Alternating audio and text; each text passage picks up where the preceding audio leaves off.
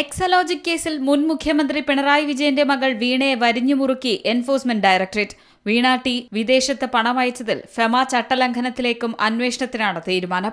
85 ലക്ഷം ദുബായിലേക്ക് അയച്ച സംഭവത്തിൽ ഫെമ ചട്ടലംഘനമുണ്ടായോ എന്നാണ് ED അന്വേഷിക്കുന്നത്.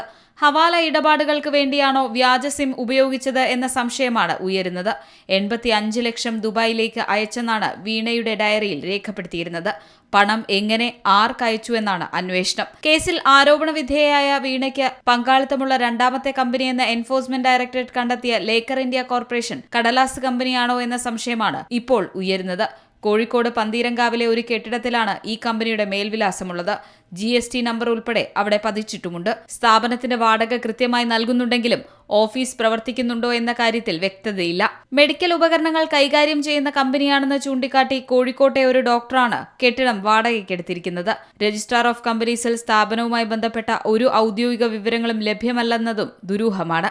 മുൻപ് മുഹമ്മദ് റിയാസ് ബേപ്പൂരിലെ തെരഞ്ഞെടുപ്പിൽ മത്സരിച്ച സമയത്ത് നൽകിയ സത്യവാങ്മൂലത്തിൽ വീണയുടെ ആസ്തികളുടെ കൂട്ടത്തിൽ ലേക്കർ ഇന്ത്യ കോർപ്പറേഷനും ഉണ്ടായിരുന്നു. 10 ലക്ഷം രൂപയാണ് അന്ന് ലേക്കർ ഇന്ത്യയിൽ വീണയുടെ ആസ്തിയായി കാണിച്ചിരുന്നത്. എന്നാൽ CMRL എക്സലോജിക് ഇടപാടുമായി ബന്ധപ്പെട്ട് ലേക്കർ ഇന്ത്യ കോർപ്പറേഷന്റെ ബാങ്ക് അക്കൗണ്ടിലുണ്ടായിരുന്ന 15,57,414 രൂപ കഴിഞ്ഞ മാസം ED മരവിപ്പിച്ചിരുന്നു. ഇതോടെയാണ് വീണയ്ക്ക് ഇത്തരമൊരു കമ്പനി കൂടിയുണ്ടെന്ന വിവരവും പുറത്തറിഞ്ഞത്. വീണയ്ക്കു പിന്നാലെ റിയാസിലേക്ക് അന്വേഷണ സംഘം എത്തുന്നതിന്റെ പ്രധാന കാരണവും ഇതുതന്നെ. News desk C Malayalam news. ഏറ്റവും പുതിയ വാർത്തകളും വിശേഷങ്ങളും വിരൽത്തുമ്പിലറിയാൻ സി മലയാളം ന്യൂസ് എല്ലാ ഡിജിറ്റൽ പ്ലാറ്റ്ഫോമുകളിലും ലഭ്യം.